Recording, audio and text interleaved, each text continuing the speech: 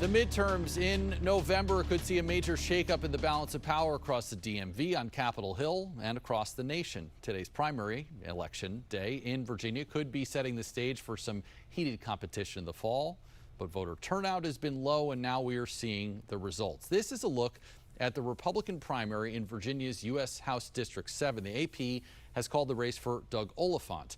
Our Nick Minock is at the Oliphant Victory Party in Culpeper, where he spoke with the nominee. Nick?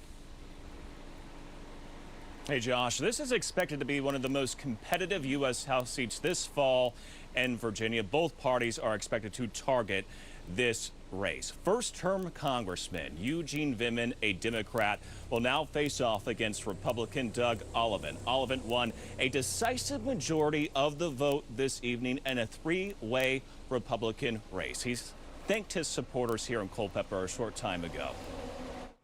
So I've been called by both Philip Harding and Rick Smithers, who sent their congratulations on the race. I want to thank both of them for making that gesture so we have closure and we can unify the party and move forward to the most important thing. Doug Oliphant spent 20 years in the Army, retiring as an infantry lieutenant colonel.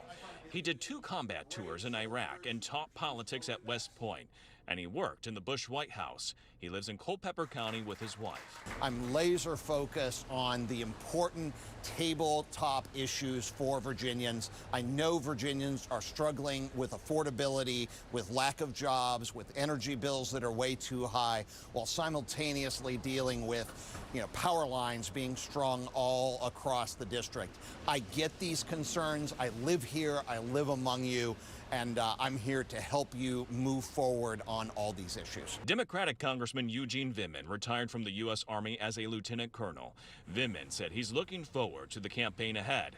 Vindman said in a statement he came to Washington to clean up a broken system that's driving up costs and leaving working families behind. Vindman said that's why he has taken on congressional stock trading, monopoly utilities, and the powerful interests making life more expensive for Virginians.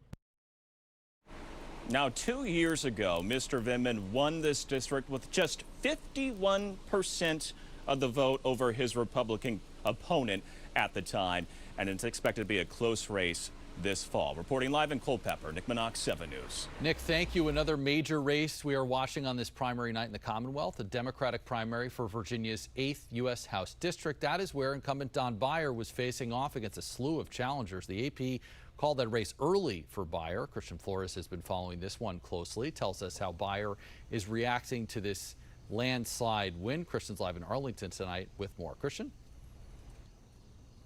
Yeah, Congressman Beyer was projected the winner of his primary only about a half hour after polls closed. Look, he was the favorite going into this race because of his name recognition, not only as incumbent, but also after serving as ambassador under the Obama administration, as well as lieutenant governor of Virginia. And he also had a lot of name recognition in Northern Virginia households because of his car dealerships. Now, he didn't have any sort of election night watch party, but he did release a statement saying, in part, today, Northern Virginians are beset by skyrocketing prices, attacks on many of our neighbors, and major threats to our democratic system.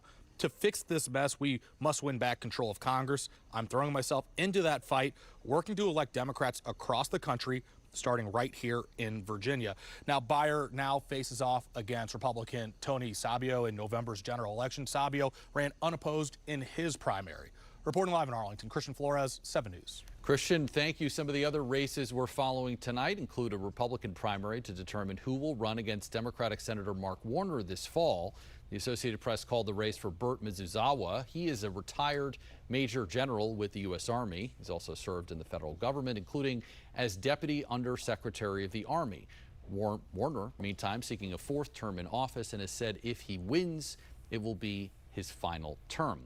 And now we go to the alert desk, where Jasmine Stiles has been keeping an eye on another big race we've been tracking, the Republican primary for Virginia's 10th U.S. House District.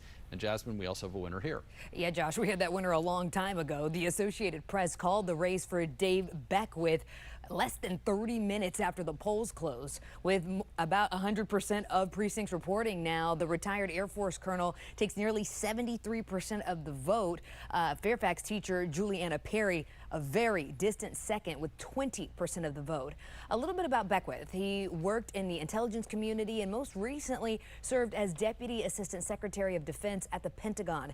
Now Beckwith will go head to head with the uncontested incumbent Democratic Congressman Suha Subramaniam in November. He is seeking a second term in the House of Representatives. Josh? Jasmine, thank you. Those aren't the only races we're tracking tonight. We have all the results of all the primaries over at WJLA.com. You can go there to our election headquarters online.